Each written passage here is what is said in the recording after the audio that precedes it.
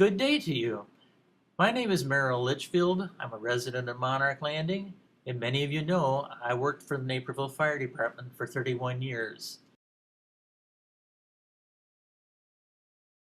And maybe we'll take a closer look at the ambulance since I spent so much time here.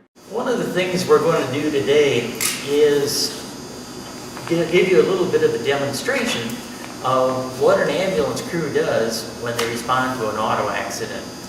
Now we know everybody that lives at Monarch Landing is a careful driver, but in case you run into a driver who's not so careful, one of the things you can expect is they're going to put a collar around your neck. Looks a lot like that.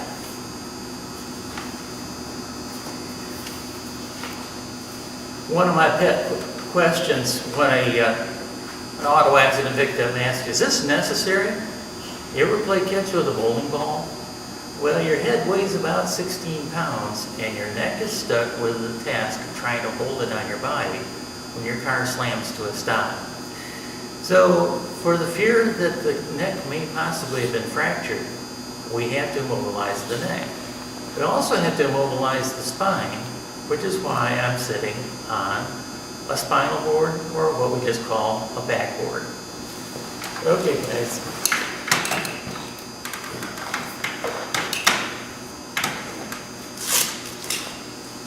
Now they're going to secure me onto this backboard with what we call spider straps. This is one of the neatest inventions that came along when I was still working on the ambulance. Instead of taking either rope or a loose collection of straps, somebody decided to put them together in a kit with long straps to go over the torso, shorter ones to go around, well, they should have longer ones to go around my waist, the shorter ones to go around the legs and the lower legs.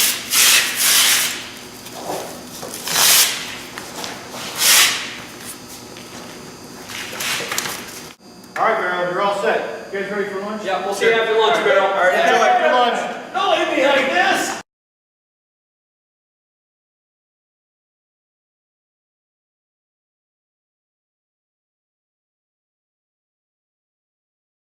Now that they've turned me loose, let's take a look at the inside of the ambulance as it is available for treating patients these days. Ambulance service was provided by the local undertakers, and the very best vehicle for the service was the Cadillac ambulance. Cadillac, of course, was a name for quality, and since they were already making hearses, it wasn't too big a stretch to put a stretcher in one, change the color of the outside, and use it to take people to the hospital. One of the biggest changes that came when paramedics went into work was this kind of space. In a Cadillac ambulance, you had a roof this close over the stretcher, and just room enough here. And alongside the stretcher, there was a foldable jump seat that let one person sit next to the patient and hold their hand. When the idea came of age that we wanted to treat our patients before we took the time to transport them, we had to make the ambulances bigger. And we have this kind of working space. Nowadays, of course, we have, though, from this angle it's hard to see, there's a cardiac monitor sitting on the shelf, ready to attach to the patient. There's an airway kit to take care of breathing and oxygen.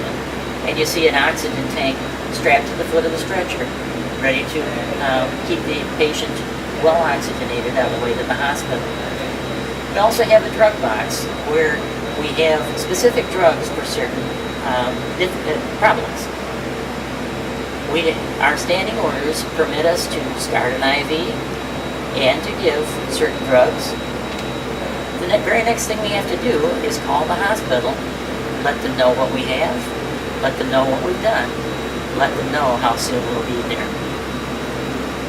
Just like on the fire engine, the ambulance has all kinds of compartments for stray equipment that you need. This kit here is what we call the Airway Bag. That's the first one we use. Strangely enough, even if a person is bleeding heavily, our first concern is, are they breathing? So the very first thing we need for any patient is the airway bag.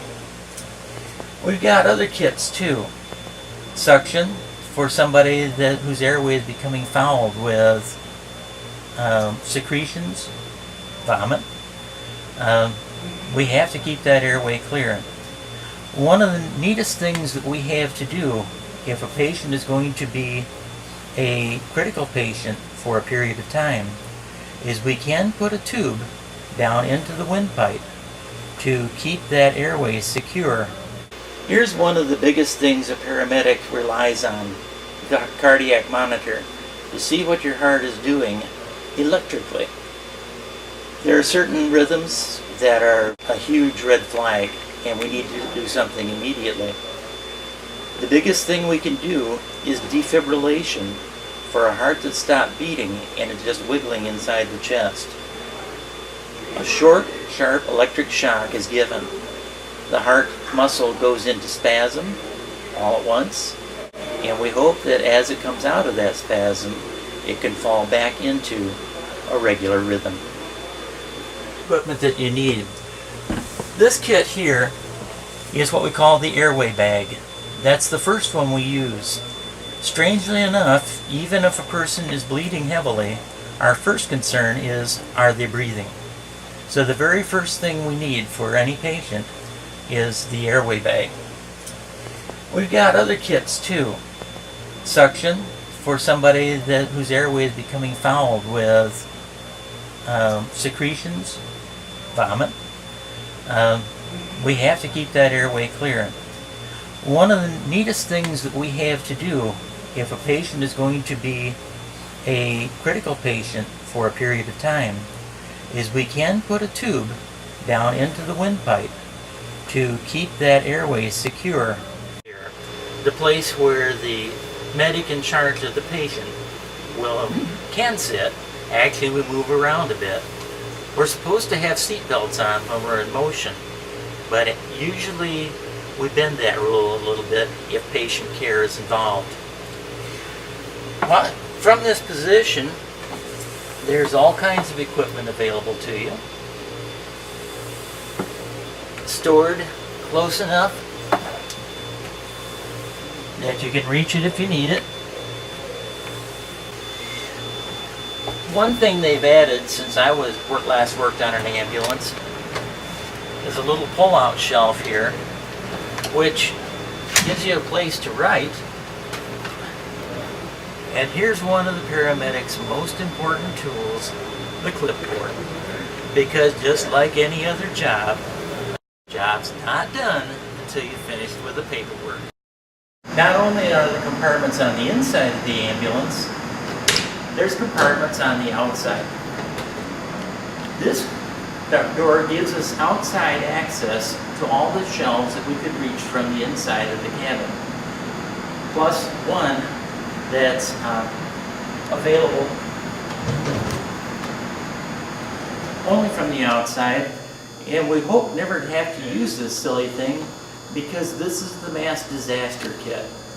This has the forms for trying to process a situation where you have more patients than rescuers.